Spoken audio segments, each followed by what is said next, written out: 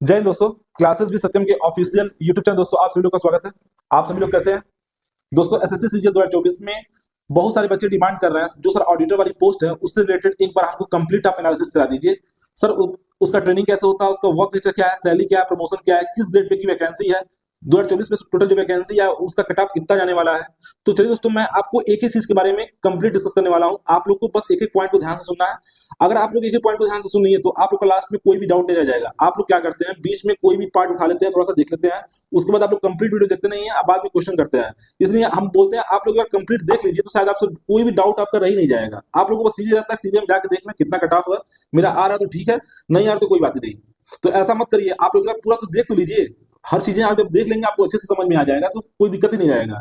बीच बीच में आप लोग कोई चीज उठा क्लिप मत देखा करिए, ठीक है। तो चलिए दोस्तों, अगर आप लोग मुझसे जुड़ रहे हैं तो मैं चैनल को जरूर सब्सक्राइब करिएगा दोस्तों, क्योंकि आप लोगों के लिए इतना सारा मेहनत किया जा रहा है। मैं दोस्तों आज जो मैं डिस्कस करने वाला हूं और जो ऑडिटर वाली पोस्ट है उसको मैं पूरा का पूरा आपको एक एक चीज समझाने का प्रयास करूंगा। आप लोग बस एक एक चीज को ध्यान से देखिएगा, ठीक है दोस्तों। ये समझ जाइए आपको यह पोस्ट प्रेफरेंस में काफी हद तक मदद करेगा और इसमें आपका नंबर ठीक ठाक है तो समझ जाइए होम पोस्टिंग मिलने का भी एकदम कंप्लीट चांसेस है। बहुत ही ज्यादा इजी वर्क है इसमें, समझ जाइए। आगे मैं आपसे डिस्कस करता हूं, आप खुद ही आपको समझ में आ जाएगा। दोस्तों, जो ऑडिटर वाली पोस्ट होती है इसमें दो तरीके का आपका पोस्टिंग होता है। एक तो आपको कैग के अंतर्गत काम करना होता है, दूसरा आपका सीजीडीए यानी general of defence academy, controller general of defence academy के अंतर्गत आपको काम करना होता है, जिसमें आपकी जो पोस्टिंग होती है जो सीडीएम में, वो नेवी, आर्मी, एयरफोर्स और ऑर्डिनेंस में होता है, ठीक है दोस्तों। मैं सबसे पहले आपकी बात करता हूं इसमें आपको क्या, इस वीडियो में आपको मैं क्या क्या चीज बताने वाला हूं। पहला, मैं इसका जो ऑडिटर की ट्रेनिंग कैसे होती है, दूसरा इसका वर्क नेचर क्या है, तीसरा इसका सैलरी क्या है, चौथा इसका प्रमोशन क्या है, और फिर मैं इसके प्रोस एंड जो कॉन्स है क्या है, प्रोस एंड कॉन्स के बारे में मैं टोटल डिस्कस करूंगा कि क्या क्या चीज इसकी खूबियां हैं और क्या इसकी खामियां हैं। मैं एक एक चीज को जिक्र करूंगा और लास्ट में मैं आपको पूरा इसका कटऑफ भी बताने का प्रयास करूंगा कि इस बार का क्या फाइनली कटऑफ आपको देखने को मिलेगा, जिससे आपका फाइनल सिलेक्शन हो जाए। तो चलिए दोस्तों, सबसे पहले हम ट्रेनिंग की बात करें तो दोस्तों इसमें ट्रेनिंग समझ जाइए, आपका जॉब पीरियड में ही ट्रेनिंग स्टार्ट हो जाता है, ठीक है। जॉब के साथ ही आपका ट्रेनिंग रहेगा। इसमें आपको फाइनेंस से संबंधित और अकाउंटेंट से जो फाइनेंस और अकाउंटिंग से संबंधित चीजें आपको नॉलेज दी जाएंगी। और फिर दूसरा, इसमें जो आपके सीनियर्स होते हैं वो आपको काफी हद तक सपोर्ट करते हैं, ठीक है। और फिर इसमें वर्क प्रेशर जो देखेंगे ना, तो ये एक ऐसा जॉब है, मिनिमम वर्क प्रेशर आपको देखने को मिलेगा। इसमें आप इजीली पढ़ाई भी कर सकते हैं, आप बड़े पोस्ट के लिए, ठीक है। नो एक्स्ट्रा ट्रेनिंग, मतलब इसमें ट्रेनिंग के लिए भी ऐसा नहीं कि आपकी जबरदस्ती, जो आपका टाइमिंग है जॉब वाला उसी में ही आपका ट्रेनिंग होगा। ऐसा नहीं आपको अलग से बुला के आपका ट्रेनिंग कराया जाएगा, ठीक है। और सबसे फायदे वाली चीज ये भी है कि सैलरी जो आपकी बनेगी वो ट्रेनिंग से ही स्टार्ट हो जाएगी, ठीक है। उसके बाद दोस्तों जो इसका वर्क है आप लोग देख लीजिए। वर्क आप लोग को समझ में आ गया है कि अकाउंटिंग से संबंधित ही आपका वर्क रहेगा, जो पढ़ाया जा रहा है उसी से तो संबंधित वर्क दिया जाएगा आपको। फाइनेंस और अकाउंटिंग से संबंधित वर्क रहेगा। अब इसमें क्या क्या चीजें होता है, जैसे पेंशन होता है, बिल पास होता है, प्रोविडेंट फंड होता है, इन सब चीजों के से लेके आपका काम करना होता है, ठीक है। और उसके बाद आपको क्या करते हैं, कभी attach with state government office, ठीक है। और इसमें क्या किया था, auditing office, accounts and files of government office, ये सब चीजें जो वर्क होते हैं आपको total working under the controller and auditor general of India of defence of India academy, इसके अंतर्गत आपको काम करना होता है। आपकी जो पोस्टिंग होती है इसमें जेट सिटी पे पोस्टिंग हो जाती है अगर सीडीए डिपार्टमेंट आपको मिलता है तो। जो मैंने बताया था आपको controller general of defence academy, इसके अंतर्गत जो पोस्टिंग होगी वो आपको कहाँ पे होगा, जेट सिटी में आपकी पोस्टिंग होगी। बाकी आपका कहीं भी हो सकता है, XY अंदर कहीं सिटी में हो सकता है जो कैग के अंतर्गत होता है। लेकिन अगर सीडीए के अंतर्गत होता है तो इसमें पोस्टिंग आपको कंफर्म है कि आपको कहाँ पे मिलेगा, जेट सिटी में ही मिलेगा, ठीक है। दूसरा दोस्तों, मैंने पेंशन, बिल पास और प्रोविडेंट फंड की बात आपसे बताई दिया है, इससे संबंधित आपको काम देखना होता है, ठीक है। और उसके बाद दोस्तों अगर आप आ जाइए तो सैलरी की अगर हम बात करें तो दोस्तों ये जो जॉब है आपका ग्रुप सी का जॉब है, ठीक है। लेवल 5 पे स्केल आप लोग जानते भी होंगे। दूसरा, इसमें आपका जो ग्रेड पे है वो 2800 ग्रेड पे है। बेसिक पे जो आपका आता है वो 29,200 है और ग्रॉस पे जो है वो 64,000 इन एक सिटी, ठीक है। और इन हैंड जो बनेगा आपका, ये तो ग्रॉस हो गया टोटल, जो इन हैंड आपके पास आएगा वो 53,000 के आसपास आने वाला है। और आप सभी लोग को पता है जब 8वां वेतन आयोग लागू हो जाएगा तो आपकी सैलरी भी काफी अच्छी हो जाएगी। अभी ये इस समय के हिसाब से है, जब 8वां वेतन लागू हो जाएगा तो आपकी सैलरी काफी अच्छी बनने वाली है, ठीक है। और ये सबसे, मैं इस पोस्ट को इसलिए बोलूंगा ना, इसकी तारीफ करूंगा कि ये समझ जाइए बहुत ही ज्यादा इजी वर्क है। इसमें आप अच्छे से आगे भी प्रिपरेशन कर सकते हैं।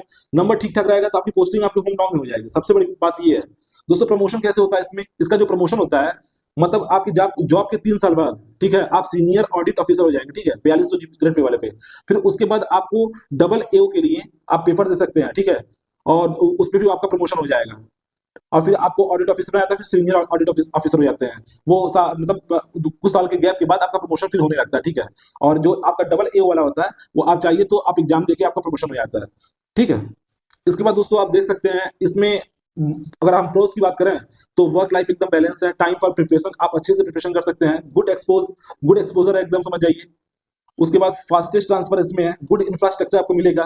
फिर कैंटीन कार्ड फॉर सीजीडीए, ये तो आपको मैं बता दिया, जो नेवी वाले हैं, जो एयरफोर्स वाले हैं, इन लोग के लिए कैंटीन कार्ड मिलता है। और posting in X Y city for controller and auditor general के लिए, ठीक है। इसमें जो अगर एक्स वाई सिटी में इनका पोस्टिंग होता है दोस्तों, इसमें कॉन्स की बात करोगे तो सबसे दिक्कत होती है लैंग्वेज वाली। मान लीजिए अगर आप महाराष्ट्र के हैं, अगर मैं आपको वेस्ट बंगाल भेज दूंगा तो आपको लैंग्वेज का इशू हो सकता है, ठीक है। तो ये सब थोड़ा सा प्रॉब्लम होता है, बहुत ज्यादा दिक्कत नहीं है, लेकिन थोड़ा बहुत आपको प्रॉब्लम फेस करना ही पड़ेगा। और इसमें मोनोटोनस वर्क है आपका, कलर ब्लाइंडनेस वाला जो है वो थोड़ा सा अलाउ नहीं है इन सीजीडीए में, ठीक है। तो चूंकि आप सबको पता है इसमें डिफेंस वाला काम है, आपको तो थोड़ा सा समझना ही पड़ेगा, आंखों से संबंधित चीजें जो होती हैं थोड़ा सही होना चाहिए। फिर आपका transfer only with in state, ठीक है। इसमें जो आपका ट्रांसफर होता है ऐसा नहीं है कि मतलब एक स्टेट से दूसरे स्टेट में कर दिया जाएगा। इसमें जो स्टेट के अंतर्गत, अगर वेस्ट बंगाल के हैं तो आपको वेस्ट बंगाल के अंतर्गत ही आपका ट्रांसफर होगा। अगर आप यूपी के हैं तो आपका यूपी के अंतर्गत ही आपका चेंजिंग होता है, ठीक है। लेकिन इसमें म्यूचुअल ट्रांसफर पॉसिबल है, हालांकि काफी टफ इसको बोलते हैं, लेकिन इतना आसान होता नहीं है। अब अगर आप चाहते हैं म्यूचुअल ट्रांसफर होने के लिए, तो अब ऐसा ही हमारे यूपी का लड़का है वो महाराष्ट्र में जाना चाहता है, कोई महाराष्ट्र का लड़का वो यूपी में आना चाह सकता है, मतलब कोई महाराष्ट्र का लड़का अगर यूपी में आना चाहता है तो आपस में ये लोग चेंजिंग कर सकते हैं। लेकिन काफी हद तक बहुत टफ होता है, लेकिन हो जाता है, पॉसिबल है, ऐसा नहीं कि पॉसिबल नहीं है। उसके बाद दोस्तों 2022 में अगर हम वैकेंसी देखें इसका, तो इसमें जो ऑडिटर है ऑफिसर अंडर कैग के, तो इसमें अगर आप देखेंगे 2022 में दोस्तों, तो आपकी जो वैकेंसी थी वो थी 2295, ठीक है। और उस समय जो कट ऑफ गया था 2022 में वो 317.72 गया था आपका जनरल का, 313.03 गया था किसका, ईडब्ल्यूएस का, और 313.49 गया था ओबीसी का, 291.08 किसका गया था, एससी का, और 280.69 किसका गया था, एसटी का। एक बार और सुन लीजिए, मैं बात कर रहा हूं ऑडिटर किसके अंतर्गत, कैग के अंतर्गत। इसमें जो 2022 में जो वैकेंसी आई थी उसका जो कट ऑफ गया था वो कितना गया था, 2295 पद के लिए 317.72 गया था जनरल का, ईडब्ल्यूएस का 313.03 गया था। फिर उसके बाद दोस्तों आपका ओबीसी का 313.49 गया था, ईडब्ल्यूएस का 291.08 गया था, और सॉरी दोस्तों ये एससी का 291.08 गया था, और एसटी का 280.69 गया था, ठीक है दोस्तों। फिर ऑडिटर इन सीजीडीए, ठीक है, ये मैं आपको बता दिया हूं, मिनिस्ट्री ऑफ डिफेंस में आपका जो होता है ऑडिटर।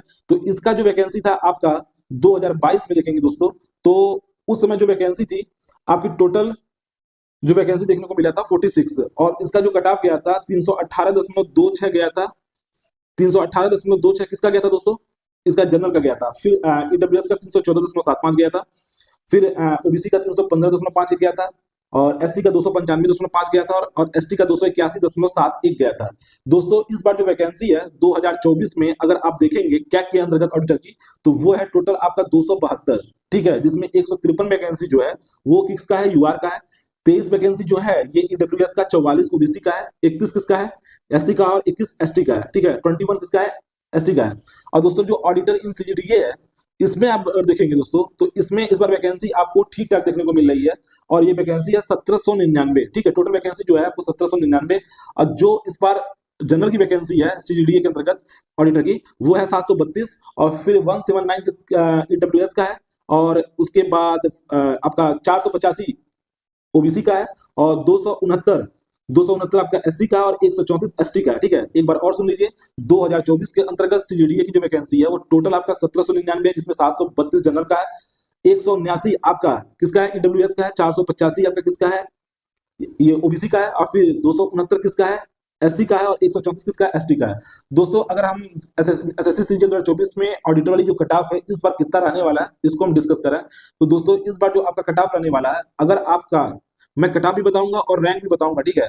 अगर आपका नंबर यूआर कैटेगरी से 320 से लेकर 322 प्लस, मतलब आप इस चीज को दिमाग में बैठा लीजिए, 322 प्लस नंबर है तो आपके पूरे के पूरे चांसेस हैं, मतलब ये रेंज है 320 से लेकर 322 प्लस, इसके बीच में भी जा सकता है, इससे कम कट ऑफ आपको देखने 320 से कम कट ऑफ देखने को नहीं मिलेगा, ठीक है। इस चीज को दिमाग में बैठा लीजिए, और ये मान लीजिए 322 प्लस नंबर हो सकता है, लेकिन 322 से भी कम नहीं होगा। आप अगर मैं मोटा मोटी बोला जाए तो 325 तक आप मान सकते हैं कि एकदम सेफ रहेगा, ये एक रेंज है, लेकिन 325 तक एकदम सेफ रहेगा कि इस बार होने के पूरे चांसेस रहेंगे, ठीक है। अगर ईडब्ल्यूएस की बात करेंगे तो 318 से 322, ओबीसी का बात करेंगे तो 320 से लेकर 322 तक, और एससी का बात करेंगे 305 तक, और एसटी का बात करेंगे तो 310 तक, ठीक है। ये अगर रैंक की हम बात करें दोस्तों, तो यूआर कैटेगरी से आपका कम से कम 5000 रैंक होना चाहिए, ईडब्ल्यूएस से 8000 रैंक होना चाहिए, ओबीसी से भी 8000 रैंक होना चाहिए, और एससी से 12000 रैंक, और एसटी से 15000 रैंक तक होना चाहिए। मैं जो पूरा डिस्कस किया हूं दोस्तों, आप लोग एक बार अच्छे से देख लीजिएगा तो आप लोग को कोई दिक्कत नहीं होगा, ठीक है। अगर आप लोग पूरा चीज देखते नहीं है तभी आप लोग को प्रॉब्लम होता है, ठीक है। दोस्तों जैसे अपना अगर आप लोग का जितना कट ऑफ बताया जा रहा है, अगर इतना नंबर आ रहा है तो आप लोग का फाइनली होने के चांसेस आएगा और होम पोस्टिंग मिलने के भी चांसेस आएंगे। ठीक है, आप लोग अच्छे से पूरा कंप्लीट वीडियो देखिए जिससे आप लोग को कोई कोई दिक्कत नहीं होगा। ठीक है, और चैनल को जो सब्सक्राइब कर लीजिए दोस्तों। ऑल द बेस्ट आप लोग के लिए और थैंक यू दोस्तों।